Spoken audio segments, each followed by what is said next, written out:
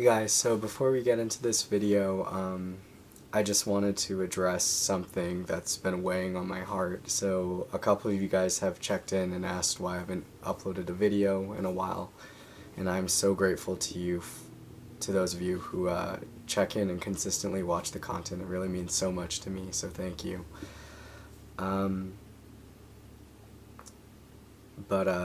Yeah, I shot the video a few days ago, and then just as I was beginning the editing process, I got the unexpected and shocking and tragic news that one of my closest friends, Matt Palazzolo, he passed away this past week, and it really just crushed me hard. And Matt is just one of the greatest human beings I've ever met. I met him on set. I was a producer on his absolutely incredible web series called Bloomers. One of my closest friends and collaborators, Wiley B. Oscar, he brought me onto the project and to work with Matt, and it was one of the most gratifying experiences I've ever had making a project. And working with and learning from Matt was such a wonderful experience. He is seriously one of the best writers and directors I've ever met, just so talented. And overall though, just like a prime example of what a man and a leader should be. He was just the best team player, so humble, so sweet, so funny, everything that you could want in a human being. And just he was an activist for the LGBTQ community. He was everybody's cheerleader. He encouraged everybody to chase their dreams and believed in us wholeheartedly, and we believed in him, and he was just such a wonderful person. And I honestly didn't know if I had it in me to finish this video this week, because there's just the timing of everything, and like I'm spent. I feel empty, but I truly in my heart do feel and believe that Matt would want me to finish this video. He always championed my dreams and just was the best encouragement, and we bonded so closely over movies. He loved movies just as much as I did, and we would bond on set just talking about the latest and greatest, and he loved everything like me, and that's just another thing that I love about him. But yeah, I really do feel that he would want me to make this video, so I am dedicating this to Matt. And if you are a praying person, I would so appreciate if you could pray for his family and his friends and all of his loved ones that have been affected by this. That would mean so much to me. And if you are not a praying person, any positive thoughts and love and energy that you could send out toward everyone affected would be amazing as well. So thank you in advance, and Matt, this is for you. I miss you so, so much, and I just want you to know how grateful I am for everything that you've done for me. So thank you so much, and I love you. I miss you. Thank you, Matt.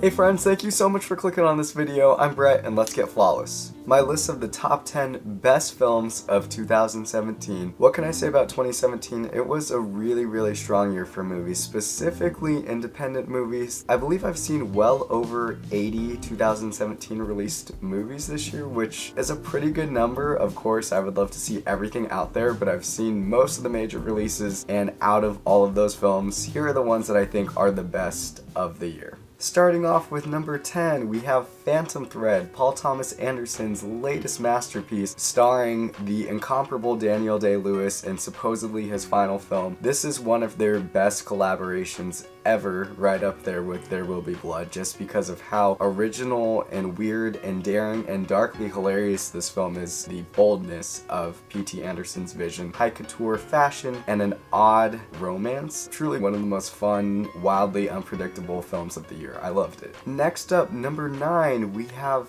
The Florida Project, indie wonderkind Sean Baker's newest project following up Tangerine, which was one of my favorite films of the past few years. And The Florida Project is such a heartbreaking yet magical film that explores marginalized America in such an empathetic and beautiful way. We followed this girl named Mooney, played brilliantly by young actress Brooklyn Prince, and her mother as they struggle to make ends meet and live in this motel just outside of Walt Disney World in Florida. And of course, the scene stealer is Willem Dafoe as the tough yet incredibly kind-hearted motel owner who looks out for Mooney and her mother. This film is so heartbreaking in so many different respects, and there are scenes in this film that still register with me today, that break my heart, that also uplift my spirit, involving the weird dichotomy of seeing children and their optimism for things even when life circumstances are horrible. I feel like I came out of this movie a better person with just a bigger and better understanding of a sect of America that I didn't really understand before. Number 8, we have Lady Bird. Greta Gerwig's directorial debut is one of the finest directorial debuts I've seen in I don't know how long. This film, which takes a seemingly simple story of Saoirse Ronan's character as she's navigating Catholic high school and dealing with drama of not only trying to fit in and figure out who she is and what type of a woman she wants to be, but also struggling with tension with her mom, played by Laurie Metcalf. And it's a beautiful mother-daughter story. And also, as someone who went to private school, it really rings true to me a lot of the truths and insights of kind of wanting to be bad or break out of your shell. And what I love is, even though on paper it seems like a film like, oh, we've seen this sort of movie before, it goes about coming of age tropes and conventions in such unique ways that I wasn't expecting. The characters are so fleshed out and delightfully surprising. Lady Bird is just a fantastic film, and I cannot wait to see what Greta Gerwig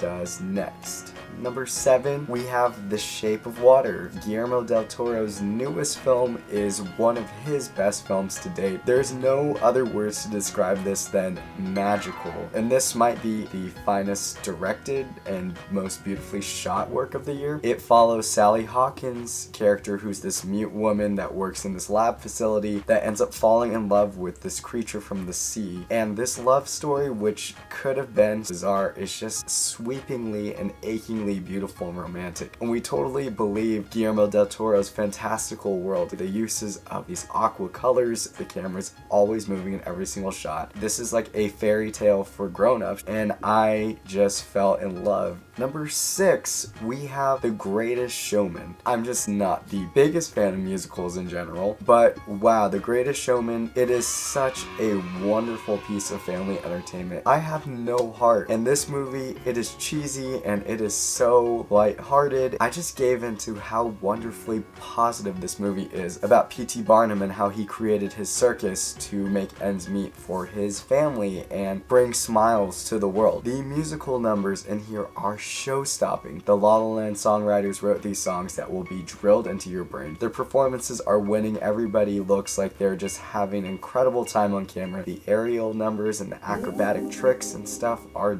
dazzling to watch. This film is magical and wonderful and made me feel like a giddy kid again. Number 5, 3 Billboards Outside Ebbing, Missouri. The Golden Globe winner for Best Drama, and deservedly so. Martin McDonagh's film is a stunning mixture of black comedy and searing drama. It follows this woman named Mildred who puts up these billboards because the case of her daughter, who was raped and murdered, was never solved, and she demands answers. This is such such a gripping and intense drama with some of the funniest scenes I've seen this year. Tonally, McDonagh gets it every single time. The violence is shocking and used in such brilliant ways. Frances McDormand gives, I think, the best female performance of the year. Sam Rockwell as the racist cop in town, what a rich and well-developed performance. With its dark and gritty exploration of race and sex, Three Billboards is one of the most topical and timely films on my list, and it's also truly one of the most brilliant films. Number 4 on my list,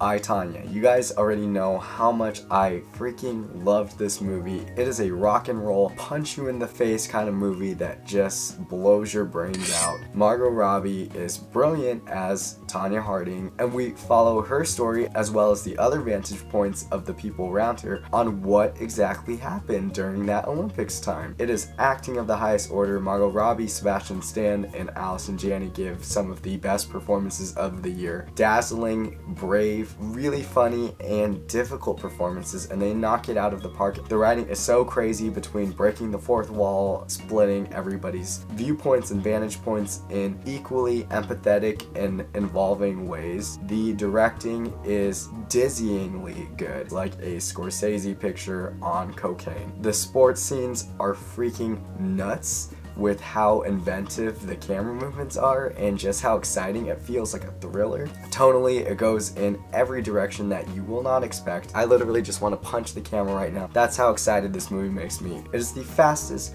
most brutal, and the funniest film of the year. I loved I, Tonya. Number 3 is a movie that came out way earlier in 2017 and has stuck with me as one of the best films ever, Baby Driver. Anybody who knows me knows that I would automatically love Baby Driver. There's some similarities between that and Drive, my favorite movie of all time. Baby Driver is like Drive's funnier and hipper cousin. We have Edgar Wright's masterpiece, Ansel Elgort playing Baby. How cool is that? His name is Baby. I want to name my baby Baby so that he can be called Baby. We follow Baby, and he's a getaway driver for these bank robbers. He falls in love with the diner girl, played by Lily James, and he wants to get out of his life of crime and ride off into the sunset with her. Like I, Tonya, this movie just sucker punches you in the face. So much fun, effortlessly cool. Oh my gosh, the editing, Lord Jesus. The whole film, wall-to-wall music, and by the way, the soundtrack is brilliant with these 70s soul, R&B, rock and roll, punk, pop songs.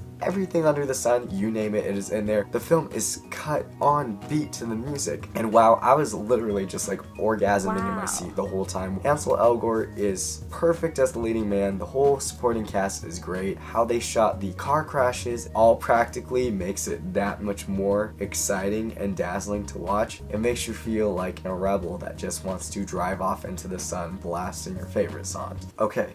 Before I give number 2, I need you guys to promise that you will listen to me and not judge me, because I feel like I'm about to get pelted. Whenever I make a top 10 list, there's always one weird outlier that nobody expected, nobody else has on their top 10 list, but I can guarantee you one of the best movies ever, so I need you guys to hear me out. Okay, number 2, here we go. Power Rangers. You heard me correctly. Power Rangers is... oh my gosh, I can't even convey. I've seen Power Rangers more than any other movie on this list. I have the Blu-ray. I watched all 3 hours of bonus features. That is how serious I am about this movie. I've given like a day's worth of my life to this movie. Anyways, the Power Rangers movie is so much better than it needed to be. It could have just been mindless and numbing action, which is what a lot of people expected and why it semi-flopped at the box office. But okay, the reason why this movie works, Dean Israelite is a really talented director. He's working off of this script that honestly turns Power Rangers into The Breakfast Club. We have these kids of outcasts straight up talking about their problems in detention. Really, the first hour and a half is all character development of seeing these kids learn to grow from the mistakes that they have made or are making, and learning to become a team and bond and strengthen into these warriors that are going to stop Elizabeth Banks' character from ending the world. These teen characters, they're as rich as Ghirardelli chocolate. I wanted to eat them up. I wanted to hold their hands and hug them because I feel like I know kids like this. I could very well be one of these crazy kids in the last half hour when inevitably you have to have these big climactic fight scenes. You care so deeply about these characters. When they morphed into their costumes, I had goosebumps all over my body. I wanted to stand up and scream like the ladies in my church do. That is the most magnificent scene. The action is dazzling. There are emotional stakes involved with every single fight. I'm choking because this movie's so good. Elizabeth Banks is wonderful as the evil villain. She hams it up like it is honey baked, okay? Also, Bryan Cranston, hello. He adds so much weight to this film. The kids are great. Shout out to my girl Becky G because she had the best scream of any scream that I've heard like ever since Psycho. Anyways, Power Rangers, I was laughing, I wanted to cry, I got chills and goosebumps legitimately, and I was blown away because it's like the best blockbuster ever. Okay, here we are, the moment you guys have been waiting for. The #1 best film of 2017 is Call Me By Your Name. I don't even know where to begin with this movie. It is just so swoony and decadent. It is not White Moonlight. It's a very different take on a LGBT romance film. It's just a story of two people falling in love, and it will honestly take you back to the first time you ever fell in love. The highs and lows and the confusion and the heartache and the madness. I've never seen a film capture romance like Call Me By Your Name does. Director and writer Luca Guadagnino adapts this novel, which I haven't read, but so many people say it's great. We follow this boy named Elio. He is 17 and he lives in this beautiful Italian summer estate with his parents in the 80s. His father, played by Michael Stuhlbarg, is a college professor. He invites special students to come and stay with him and study and do research on all this stuff, and he ends up inviting Armie Hammer's character. So Armie Hammer's character, Oliver, comes to stay at the estate, and Elio and Oliver find this undeniable attraction to each other that they really aren't even acting upon, because at first they begin as friends and then it develops into this really complicated romance. This movie just will make you feel so much emotionally. It will ooh and ah, but you'll also cry and bawl your eyes out. It is so powerfully moving in ways that words cannot convey, and is a film for all 5 senses. Some of the most beautiful imagery you will ever see. The sound design and music is just wonderful to listen to, and the food that they're eating looks so tasty. I just want to eat everything that they're eating. You're gonna get goosebumps. Some of you guys have heard about the peach scene, and if that's your thing, you'll get aroused by that. I can't describe how good and natural and real to life this movie feels. Like, Timothée Chalamet gives the best performance by a male actor I've seen this year. The last shot is stunning. It stuck with me for days later. Probably the most powerful scene I've seen of any movie this year. Armie Hammer is wonderful and divine and maybe gives his best performance yet. Michael Stuhlbarg, he gets this really incredible scene towards the end of the movie, and it's just a wonderful masterclass on parenting. Also, what's crazy about this movie, I can't remember the last time I've seen a movie where there are no bad guys or villains. Really, conflict is very minimal in this movie. It's just this romance of seeing these two people becoming entranced and obsessed with each other. Their only enemy is really time, and knowing that the summer's gonna end and what's gonna happen to the relationship, just life unfolding before your eyes. It's magnificent. Call Me By Your Name is one of the best romance films I've ever seen, period. It is powerful drama and filmmaking of the highest order. It moved me in transcendent ways. There's not one false note in it. It is impeccable and incredible in ways that I cannot describe. You just have to go see it. So there you have it, guys, my top 10 favorite films of 2017. Thank you so much for watching this video. It means a lot to me, and I hope that you guys enjoyed the list. If you haven't seen some of these movies, I hope that you feel compelled to check them out. So now I have to turn it over to you guys. What were your favorite movies of the year? I would love to see lists from everybody watching this video. Like I've been saying, you guys, I've been loving the interaction. Keep the comments coming on the YouTube videos. For those of you who have been sliding into my DM on Instagram, like, Hello, I love that. And if you liked this video, please give it a thumbs up and share it around. That would be awesome. I plan on seeing Proud Mary this weekend, so if you want to see the review for that as well as future releases, please subscribe to my channel. If you guys have movie recommendations or more lists that you would like to see from me, of course I totally welcome that, and you may also share that in the comment section below. Thank you so much for watching, you guys. I really appreciate it, and I'll see you guys at the movies.